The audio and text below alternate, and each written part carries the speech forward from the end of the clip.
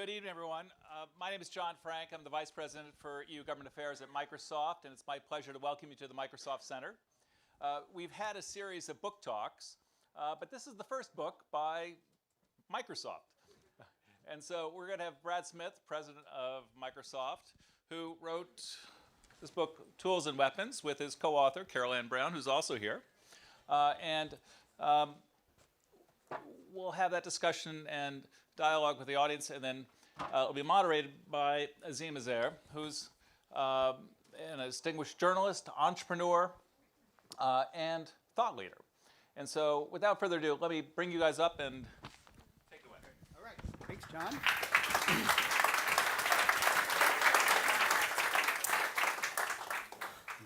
Thank you, Brad. Nice to see you again. Well, thank you, and thank you all for coming.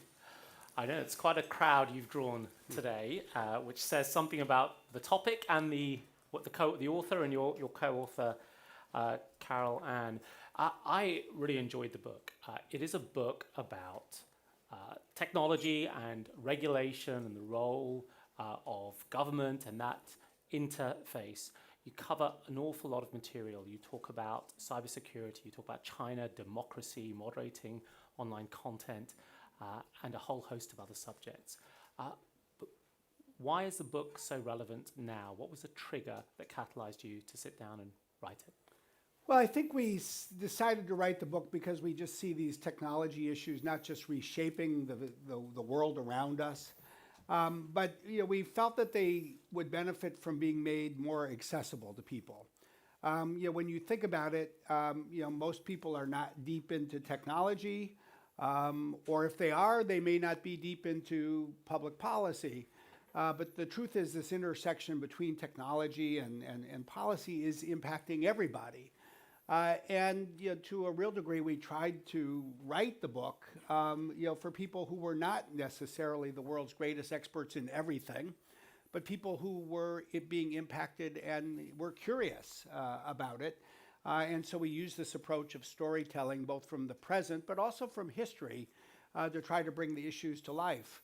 One of the sayings that we happen to really like is a saying that says, history doesn't necessarily repeat itself, but it often rhymes. And we see in the issues of today, parallels over the last couple of centuries as technology has constantly been changing. And we think there's a lot that at least can help us think about the issues that are important today. Well, one of the strengths of the book, as you say, is the use of personal anecdote and story and also history. Let's talk about the personal anecdote. There are a couple of moments which were, I think, aha moments for you where you thought, well, the environment is changing, right? There is an inflection point. Could you share those with us? Well, when we look at the 2010s and we think about something like the regulation of technology or something like the protection of privacy, we sort of point to two inflection points. The first was in the United States. It was in 2013, and it was the Snowden disclosures. And of course, that's an issue that started in the United States, but you might say it actually spread to Europe and impacted views in Europe more than any other part of the world. But what it did is it led, among other things, to the tech sector and the U.S. government looking at each other in different ways. And the tech sector responded in the United States by basically starting to lobby the White House, the Obama administration, to embark on surveillance reform. And John Frank was sort of at the front line of that. You see him mentioned in the first chapter. But there came a moment, and we share the story of December of 2013, when there was a meeting at the White House in the Roosevelt Room. There were about 15 tech leaders. I was present. And everybody's going around this long table, pressing President Obama and Vice President Biden and all the senior White House staff to change, to reform the National Security Agency, or NSA. And the story we share that I thought was very interesting at the time was there was this moment in the meeting when President Obama was listening. He was sympathetic to many of the points that were being expressed. And he said, I have a suspicion that the guns will turn. You all around this table, you have more data than the government does. And there will come a point when the demands that are being made by you of the government will be made on you instead. I made a note of that because I thought he was right. And to me, what is surprising is it took 5 years for the guns to turn. But I think it really turned at a very precise moment in time. It was in 2018. It was the Cambridge Analytica disclosures. And then suddenly, boom, not just in Europe and across Europe, but in Washington, D.C., the pressure grew and the scrutiny increased on the tech sector.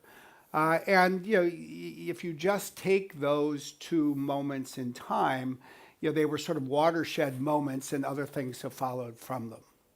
Right. There were watershed moments, but you also talked about the importance of history in all of these. So what is it about today that is so specific and different, that has you writing a book about the importance of government interfering in the business of technology companies? Your own career history tells a different story of engagement with the government back in the 90s and through the noughties. So how would you characterize what's different about today's environment that means we need to stand up and say, governments, you need to do more, and we need to help you do more? Well, and that is the basic thesis of the book, that tech companies need to step up and do more, governments need to move faster and do more, and we need to find new ways to do this together. I actually think that when you think about digital technology, what is surprising is not that there are more calls for government to address it today, but rather that it has taken this long for this call to spread around the world. And of course, on the Brussels agenda, it's been a very prominent part of, say, the last European Commission, and certainly this new European Commission. As we've traveled the world, believe me, anytime you come to Brussels, you get a longer briefing memo than anywhere else, because there's so many more issues that people are really trying to grapple with. And so the real question might be, why did it take so long? It's always very interesting. We have these conversations, and when we go to Silicon Valley or other places, and we say, gee, we think that the industry would be better off if there were some healthy regulation in place. We're sometimes greeted by people who say, like, have you lost your minds? And the point we make is, just think about the world in which we live. It's obviously familiar to all of you, but we go to the grocery store and we look at the nutrition label, and it's standardized, it's regulated. We have confidence that the food we buy will be safe. We have confidence that at the pharmacy the products we buy will be safe. We have confidence in the airbags or seat belts or aircraft. All around us there are certain government standards that do promote and go far towards ensuring a healthy market. And you might say digital technology, I believe it's fair to say, has gone more decades largely being unregulated than any technology that has reshaped society as much as it has. And I think, to some degree, this is a little bit of a product of, in some cases, the times in which we've lived, especially in the United States, where it's just been, very, very difficult, if not impossible, to get a political consensus to, create a new government agency or reorganize a current government agency. And it helps explain why a high percentage of the new rules and regulations have come from Europe more than any other place. But I think we've finally reached a point in time where people recognize that this technology is not only ubiquitous, it's just literally impacting everything we do. Whether our kids will have jobs, what kinds of jobs they'll have, what kinds of jobs we'll have, what kinds of skills we'll need them, whether we're going to have any real privacy protection, whether the security of our information or our governments or our democracies will be protected. All of these are being shaped by technology. And then you look at AI, and one of the fundamental conclusions we came to that led us to write the book is that in every era of major change, there's sort of one invention that is the foundation for many others. The first one was really the steam engine. The second was really electricity. The third one was the combustion engine. And if you look at the economy of Europe or the world a century ago, it was really an economy that was just reshaped everywhere by the transition from the horse to the combustion engine. That's what made it possible to have cars and trucks, but also tractors and tanks and airplanes.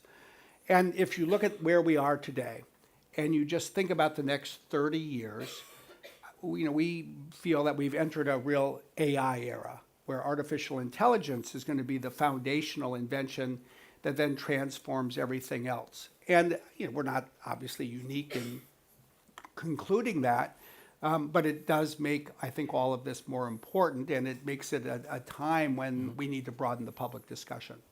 I'm curious about whether, given the concentration of power, the 5 big US tech firms, a couple of big Chinese ones, whether this is a discussion just about regulating the technologies, or is it also about regulating these large legal personalities, the corporations themselves? Well, to some degree, it's probably both. I don't think you can avoid the fact that there are a relatively small number of companies that have an outsized impact. So by definition, we're talking about what these rules or just responsibilities mean, for companies that are having this impact, for a technology that is so quintessentially global in character. But at the end of the day, I think it's also important to think about the fact that we're not in a world where technology is only used or created by 5 companies or 8 companies or even just tech companies. What's interesting is in the United States now, 60% of all tech jobs, meaning for computer science or data science majors, are outside the tech sector. And that's quickly spreading around the world. And just as every large organization, maybe it was a company, maybe it was a government, you might have people that were dedicated to creating customized software for the institution. That's quickly spreading to AI.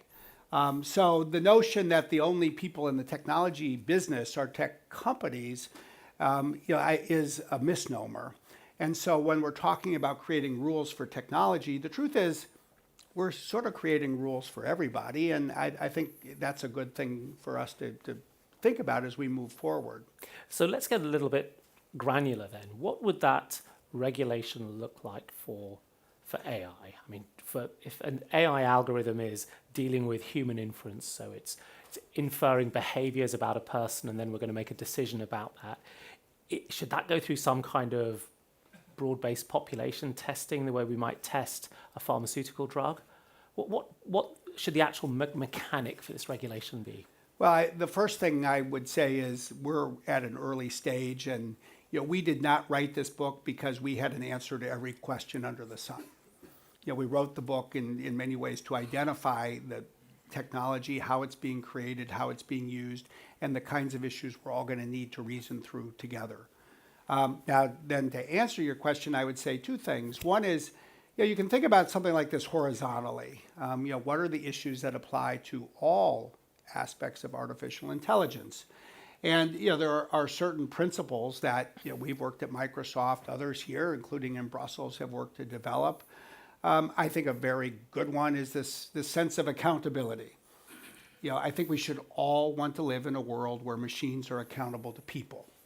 And then the people who create the machines are accountable to the public at large. And that's something that you could say, that applies for all forms of AI. It'll impact, say, product liability rules and the like.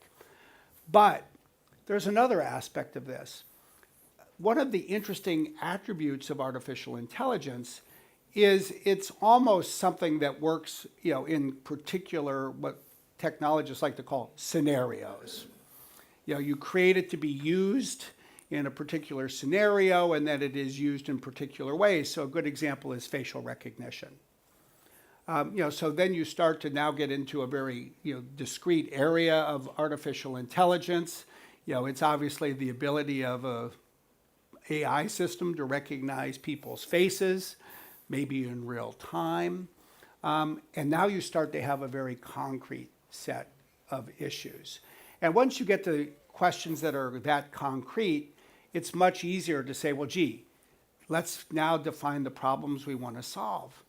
Well, one of the problems is that facial recognition today is more accurate for a white man than it is for a woman or for anyone of color, and hence it's going to lead to bias and incorrect results.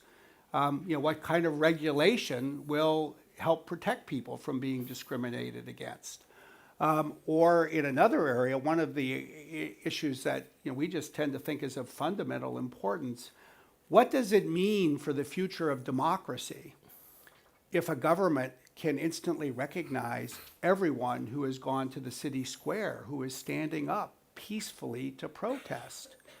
How do we feel about people who live in a democracy? Do we want our government to do that or not? One of our points is, gee, the time to decide is now, because this is already at the cusp of reality, and in a short number of years, any government anywhere in the world will be able to deploy technology in that way. And if the world's democracies, if the European Union doesn't define an answer to that question, then who will? Who will set the example for the protection of rights that I will argue at the end of the day are far more important than any particular feature in a technology product that genuinely we should call timeless, and therefore we should want to uphold.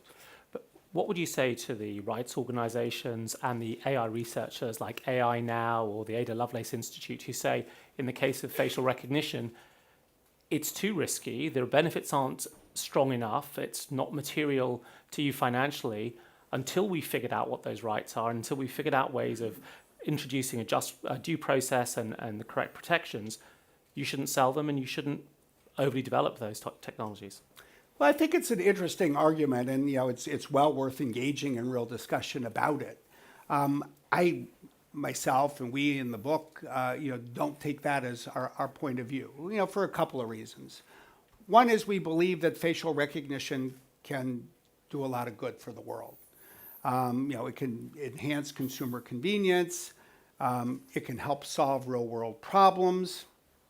One of the scenarios, again, thinking of scenarios that I'm really enthusiastic about, is where some NGOs are using it to identify missing children or missing adults who are family members that may be suffering, say, from mental illness. It's reuniting families. So I'm really reluctant to say, let's stop people from using technology in a way that will reunite families when it can help them do that. The second thing I would say is, don't ban it if you actually believe there is a reasonable alternative that will enable us to, I'll say, address this problem with a scalpel instead of a meat cleaver. In other words, let's identify the problems if we can, and believe we can, and address rules that will ensure that, for example, it's not used for mass surveillance or certainly any kind of surveillance that conflicts with the fundamental protection in the law that human rights would say people should have. The last thing I would say is there's only one way at the end of the day to make technology better, and that's to use it. That's how people get real world feedback. That's how you constantly improve it.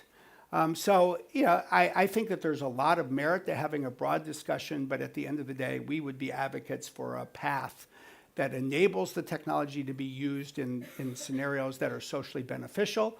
And there are already ways to craft rules that will prevent some of the abuses we should all be concerned about.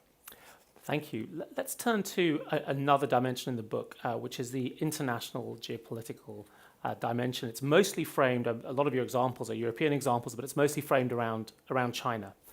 So I'm curious about how a company like Microsoft thinks through the global governance of technologies in a point where there are sometimes fundamental, and you go into this in your chapter on China, fundamental differences in the values and the historical antecedents of those values the Chinese Confucian way of thinking and the Western rights-based, agency-based way that comes out of Aristotelian ideas. We have this chapter on China, which, believe me, was far and away the hardest chapter to write. And it's fascinating to think about it in the context of what's happening in the world. I had a conversation just a couple of weeks ago with somebody who had been in one of the most senior positions in the U.S. intelligence community. And I put to this person the question, do you think we're headed towards a technology Cold War between the United States and China? And the person's response was, well, I think we're already in one. I think there are really important and broad and deep issues for everyone in the world to think about and learn more about in terms of where the U.S. and China are going in their bilateral relationship. But I think here we're in Europe. And so, I think the real question is, what does all this mean for Europe? What should Europe do? And I would advocate for two things. One, Europe needs a path for the future that will serve Europe well. And we should recognize that in an AI era, quite possibly the ingredient that will have more economic value than anything else is data. We point in our book to studies that suggest that by the year 2030, 50% of the economic value of a new automobile will actually consist of computers and data. And so I think the first question for Europe in every sector of the economy really is how to ensure that the economic value in data is something that benefits European companies and European industries. If there's not a clear strategy to do this, I do think you could see a future where the economic value in data, sort of migrates to either the West Coast of the United States or the East Coast of China. So you need a clear strategy to do that. And, I think this is obviously under consideration not only here in Brussels, but I think it's especially at the forefront of conversation in Berlin. And, I think that there are real proposals that, actually have some merit to them around open data. And ways to ensure that European entities get economies of scale, can work with data, retain ownership in it, and ultimately use it to develop better AI and create the next generation of the services and products that they create now. But then second, I think that there is an enormously important transatlantic issue here. Because one of the fundamental attributes of artificial intelligence is that it gets better faster based on how much data you have to feed into a machine learning system. One of the things that is just so interesting in working with data scientists is you never meet a data scientist who says, oh, I have all the data I need, I don't want any more. Everybody always wants more data. So, if the United States is competing with China, if Europe is competing with China, the first thing you have to recognize is that maybe for the first time since the Industrial Revolution began in the 1750s, there is another part of the world, namely China, that has an inherent comparative advantage. It's called 1.4 billion people. Now today it's 1.4 billion people that have a per capita GDP that's roughly a quarter of what exists, say, in the United States or most of Western Europe, but that's going to continue to rise. And so what it tells you is that over the course of the next 30 years, China, in all probability, is going to create more data that can feed more AI systems than any country on Earth. That is, I think, just an unavoidable fact. So, what does the world that is based on, I'll say, the Western values, born in Europe, created in Greece, do as we think about all of these issues in the future? And I would argue that what we really should be thinking about is a global AI alliance of the world's democracies. Take the European Union with its 512 million people, and some of those will be part of Brexit, but they will share common values. Take the 320 million people in the United States. Think about the 32 million people in Canada. Think about South Korea, Japan, Australia, New Zealand. You can knit together a group of like-minded countries who share long-standing values, who I think can be committed to technology moving forward in a way that honors and respects long-standing human rights that we all share and creates real opportunities for our economies to grow together. But I think it will take something like that. And one of our messages at a time when we appreciate the US government is not exactly at the forefront of multilateralism, is that in fact the world's democracies need to come together. And that is the best path for navigating the next 30 years of an AI era in a way that both advances technology and jobs in the economy and respects and protects human rights. I love your emphasis on democracies here. Now, we know that there is a new player at the international stage, a new type of player. It's the tech company. You talked about it a little bit in the book, that alongside the nation states and now these big 4 or 5 semi-sovereign tech businesses, and until a couple of days ago, one sovereign nation state actually had an ambassador to the tech industry until he went to a tech firm, I think, Hasper. Which one was that? Microsoft. Yeah, Microsoft, right, indeed. So now, the thing about the nation state in a democratic nation state is that there is a mechanism for accountability for that executive. That there's a set of elections that roll around.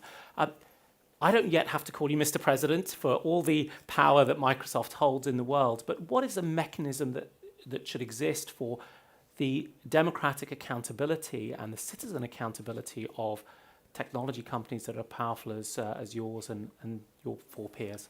Well, we have no problem as a company signing up for the proposition that companies need to be accountable to governments, not the other way around. And governments hopefully are accountable to the public, at least in a democratic nation.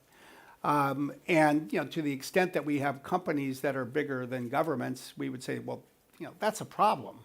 And that's not the kind of problem that any of us should be sanguine about and fail to address.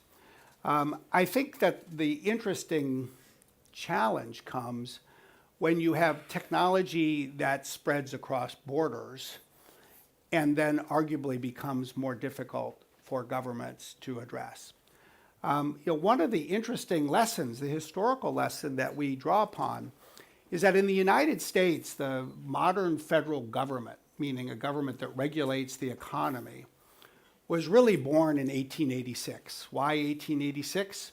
Because that was the birth of the first regulatory agency in the United States. It was called the Interstate Commerce Commission. The Interstate Commerce Commission was really created to do one thing: regulate railroads. Mm-hmm. Why was it born to regulate railroads? Because these railroads cross state lines. Initially there was this question, well, who was going to regulate these railroads? And the states started to regulate the railroads, but then the railroads went to the Supreme Court and said, wait a second, you can't do this. You might think that you're the state of Maryland, but what you're doing is impacting commerce in Virginia, and that's beyond your border. And so when the United States Supreme Court said, no, states can't do this, then the US Congress said, well, if it can't happen at the state level, we'll do it at the national level. So the regulation evolved to match the geographic reach of the technology. So what do we do today? Because we're talking about technology that by definition goes around the world. And we're sending John Frank to the United Nations, but I don't think the United Nations is ready to assume the role of global regulator, nor is any country really yet saying that's something that makes sense. So how do we address these issues? And we say in the conclusion that that's almost really the fundamental conundrum of our time in some ways. But as soon as you identify that as a question, I think some of the answers start to become obvious. Governments have to work together. there's just no way to address these issues unless countries and governments work more closely together. And of course, here we are, we're meeting, sitting in the place that is the world's best example of how governments figured out how to work together without, surrendering their national borders after World War II and especially, in the 1950s. But the other thing that we would say is these are issues that require oftentimes not only that governments work together, but what we would describe as a new era of multi-stakeholder diplomacy. If you look at these problems around something like cybersecurity, if we want to move fast, we're going to be much more effective if governments, the tech sector, and civil society all take new steps and work together. And that's why we point to examples like the Paris call, which addressed cybersecurity, the Christchurch call last year, which addresses digital safety and the threat of terrorism. These are all the kinds of steps that I think are examples of the kind of innovation in the realm of public policy and diplomacy that we need to think about and think hard about how far we want to go, but start to learn from them. Now, we've about 15 minutes left, and there are 150 brilliant brains on the other side of the table. I know Microsoft now loves open source, so I'm happy to take some questions from the audience out there. I'll probably take them in pairs so that we get a chance to put them together. So there's a lady over there and then a gentleman there. Lady there with the blonde hair, yes? Yeah. Oh, pink hair. Sorry, my mistake. Thank you. Hi there. It's Jessica Leonard from Visa. Thank you so much for the book. As you say, it was extremely accessible, and I've given it to a bunch of family members at Christmas. I don't know if my mom's read it yet, but hopefully. I was struck by how many times during the book you presented anecdotes of how Microsoft was prepared to be an outlier on certain issues, and times where you felt that actually distinguishing yourself from others within your sector might be a risky thing to do, but you thought that cost-benefit, it made sense. So I don't know if anyone else was following what happened today. The CTO of Amazon stood up at an event today and asked Nick Clegg to explain what Facebook was doing on privacy. And I don't obviously work for either of those companies. But do you think it's inevitable that this schism between the tech companies is going to widen, given that some of the core business models depend on what you touched on in the book as a kind of surveillance business model versus a core business which might be in technology of other kinds? Do you think that there is going to be this kind of war, or do you think it's avoidable? Great. Let's hold that question. We'll take the second question. We can bundle them together. Sure. Fabien Delcros with the European Commission. Reacting on your call for like-minded countries to come together to actually start working on solutions, explore common rules to deal with the Chinese, I would say, data dumping. 1 year from now, I think it was in Davos, Prime Minister Abe from Japan launched an initiative called Data Free Flow with Trust. Mm-hmm. The G7, the G20, picked up on this initiative, and basically his script was with less passion and probably less communication skills, pretty much the same substance that you just delivered. There is a G7 coming in the US. Are you going to seize this opportunity to progress on this agenda? Good. I'll try to provide brief answers so then we can have more questions. I do think that there will be more scrutiny of behavioral advertising, just because that's the area of technology where all of the market incentives sort of push inexorably towards greater monetization of data. And I think that there will be more of a focus on that because to some degree, greater monetization comes from algorithms that more precisely target specific groups of people. And I think there's even a risk that we're creating these cyber tribes that are not being exposed to the same news of the day. And this is even creating some new challenges for democracy itself. I don't think that necessarily means there'll be a regulatory battle or war in the tech sector, but I think that's going to be a topic that probably grows in importance over the course of this decade. I think with respect to the G7, I don't know what will happen in this next G7 in the United States, but I do think that over the course of, let's just say, the next 5 years, there's a balance to be struck. Yeah, I do think that there are increasingly people in Europe asking how we ensure that data serves Europe. And we're seeing a trend that by European governments and countries that say, we'd like more European data to stay in Europe. We want it to be processed pursuant to European laws and rules and European rights. And there are some in the tech sector who are more likely to stand up and say, this is terrible. We really need to get all data flowing everywhere around the world. And our position as a company, I would say, is a little more nuanced than that. I mean, first I would say, look, we see our role and frankly our business approach as to be the technology infrastructure that will enable local companies, governments, and countries to get economic value from their data. And if they think the best way to do that is to keep data in Europe, have it processed only pursuant to European rules, and frankly managed in a way that ensures that a growing economic pie has slices for European companies that matter, I think our response is we want to support that. Now, at the same time, I think there will be days when, and I'll just say an automaker in Germany wants to align with an automaker in the United States or in Japan and find a way to federate or share its data. So if one goes so far as to deny Europeans the opportunity to work across borders, then I think that could actually undermine Europe's own prospects for success. But at the end of the day, I mean, the one thing that I do feel is clarifying for us as a company is like we have a very clear mission. It's like we're supposed to create technology that enables other people to be more successful in their lives, and with their organizations. And therefore, we don't approach this with some ideology on any particular issue that says, oh, data has to move around in an unrestricted way.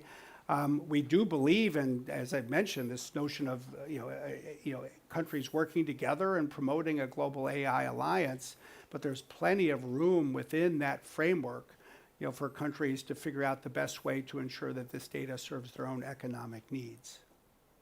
Thank you. Let's get a couple more questions. We had, there's one at the back and one at the front, just to keep you on your toes. If we keep them brief, so Brad has a chance to answer.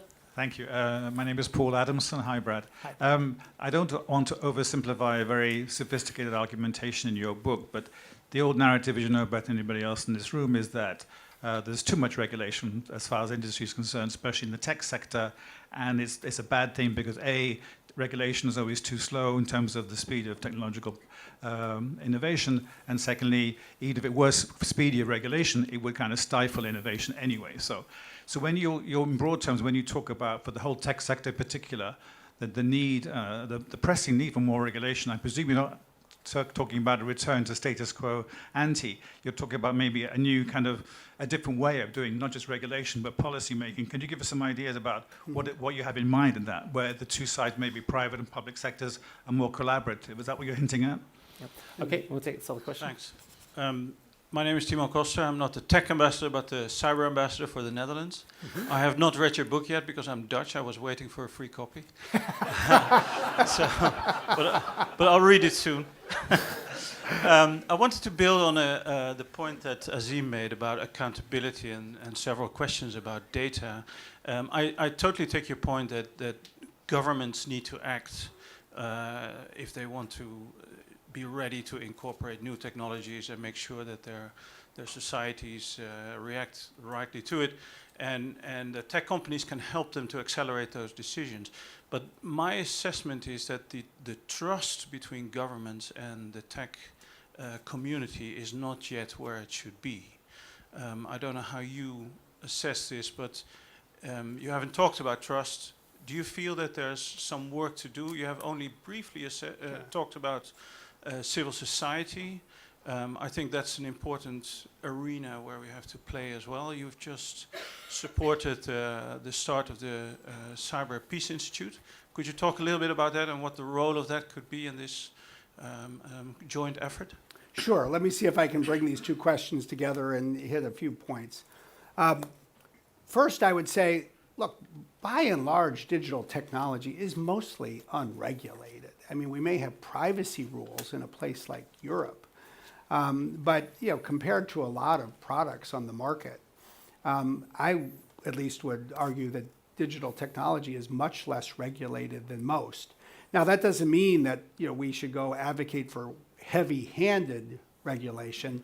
And in fact, Paul, I think your question is interesting because we do actually advocate for bringing into the world of regulation a particular approach that is used in the world of technology. And it's called this notion of create a minimum viable product. In other words, the way technology advances the most quickly is don't necessarily try to create a product with 200 features, create a product with 10. And you get it into the market, you get real world feedback, and then you learn, and then you can build on it and make the product better. What is an example for a regulatory counterpart? Well, we would say that when you think about facial recognition technology and this problem of bias, the truth is no one wants to buy a facial recognition service that is biased.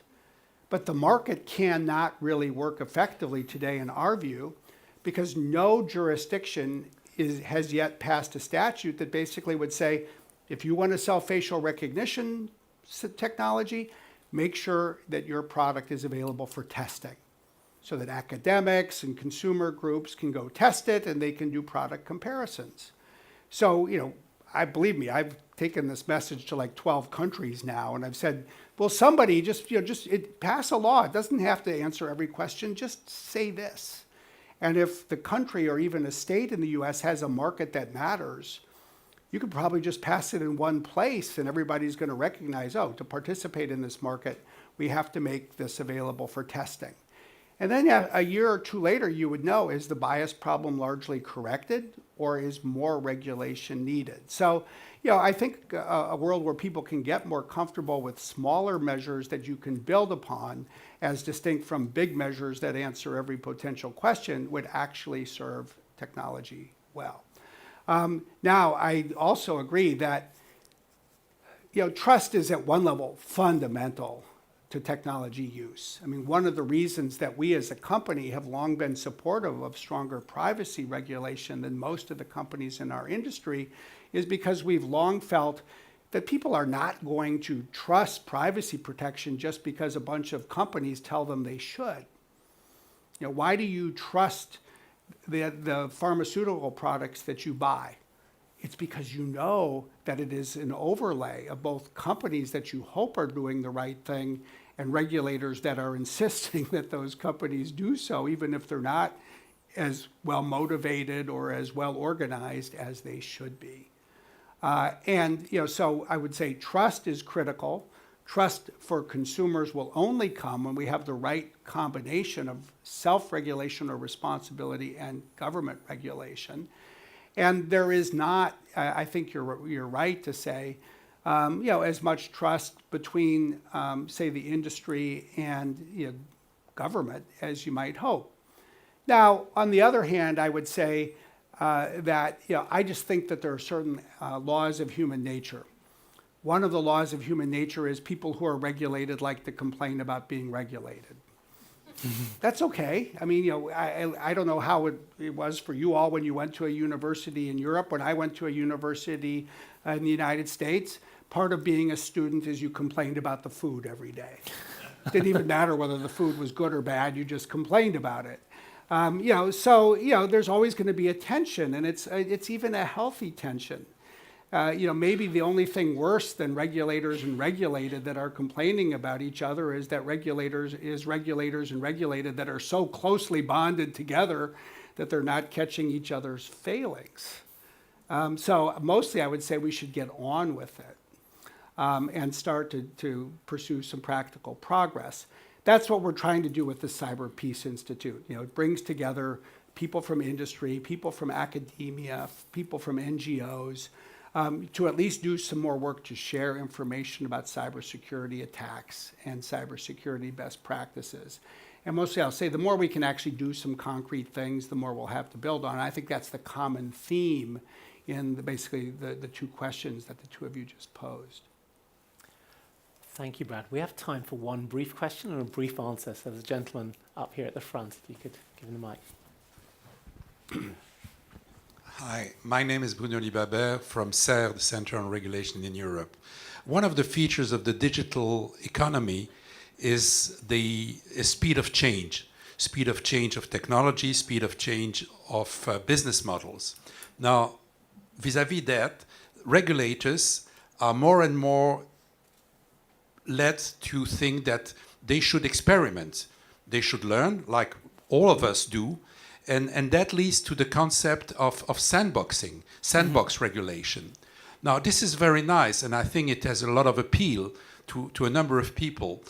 But when you talk to industry, how do you reconcile, we are being asked, this concept of sandbox regulation with the very classical and logical need for industry to have a stable regulatory environment? What's your answer?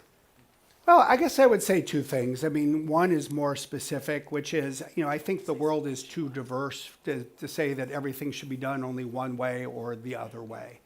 I do think that, regulatory sandboxes like technology sandboxes can make sense in certain places for certain experiments. And we should be open-minded about it, and we'll all learn and we'll refine. And it's probably not something that should spread across the entire technology landscape, but we should try it in a few places. But the second thing I would say is a broader theme.